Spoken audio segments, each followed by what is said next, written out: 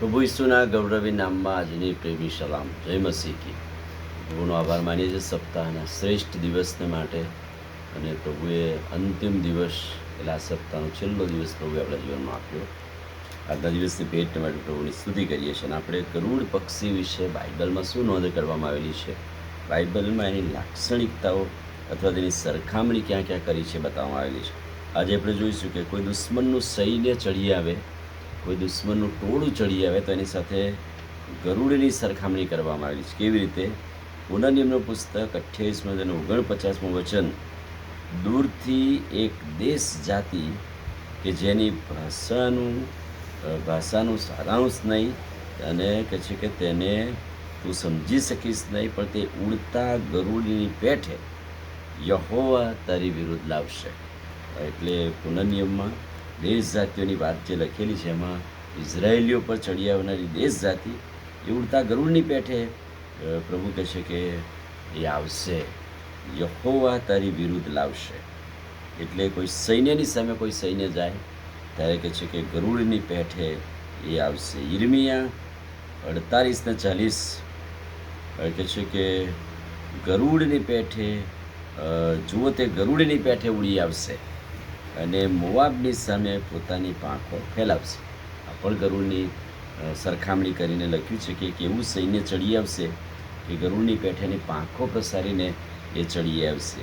યિર્મયાહનો વિલાપ 4:19 તે કહે છે કે આવશે અને તારી પાછળ પડનારાઓ આકાશના ગરુડ કરતાં વેગવાન હશે. બહુ જ વેગવાન અને મોટી પ્રજા ગરુડ જેવી, ગગન તરફ ઉડી જનાર પક્ષી ગરુડની જેમ ઉડે છે એમ બતાવવા માટે નીતિવચન 23:5, કેમ કે દ્રવ્ય ગગનમાં ઉડી જનાર ગરુડ પક્ષી જેવું છે. એટલે દ્રવ્યની પણ સરખામણી ગરુડ સાથે કરી છે કે ગરુડ જેમ આકાશમાં ઉડી જાય છે એમ આપણું જે દ્રવ્ય છે એ કહે છે કે ઉડી જશે. અને વ્યર્થ આશ્રય ને ઘણી બધી ચાલતી જે પ્રણાલિકાઓ છે એના વિશે શું છે? યિર્મયાહ 49:16, તું તારો પાયો ગરુડના જેટલો ઊંચો બાંધે તો પણ હું ત્યાંથી તેને નીચે પાડી નાખીશ. તું તારો માળો કે તારી પાયારૂપી ઘર એ ગરુડની જેમ ઊંચે આકાશમાં લઈ જઈશ તો પણ હું ત્યાંથી પાડીશ તને. એટલે ઊંચા ગરુડના માળાની વાત પણ ત્યાં લખવામાં આવેલી છે. તેની રક્ષા બતાવવામાં આવેલી છે. કેવી રીતે?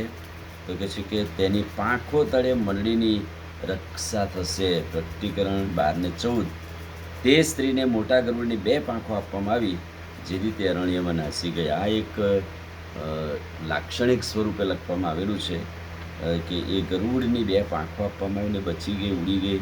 એની સલામતી એટલે મંડળીની રક્ષા અને સલામતીની વાત ત્યાં લખવામાં આવેલી છે.